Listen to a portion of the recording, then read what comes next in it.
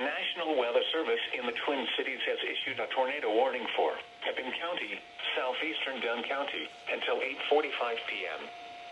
At 8:16 p.m., severe thunderstorms capable of producing both tornadoes and extensive straight-line wind damage were located near Woodlushaw, moving northeast at 70 miles per hour. Expected hazards include tornado. This is a radar-indicated threat. The following impacts are expected. Flying debris will be dangerous to those caught without shelter. Mobile homes will be damaged or destroyed.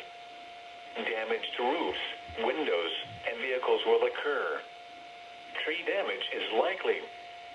These dangerous storms will be near Durand and O'Galley around 8:35 p.m.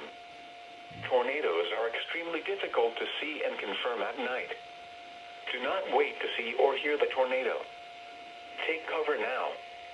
This cluster of thunderstorms is capable of producing tornadoes and widespread significant wind damage. Do not wait to see or hear the tornado. For your protection, move to an interior room on the lowest floor of a building.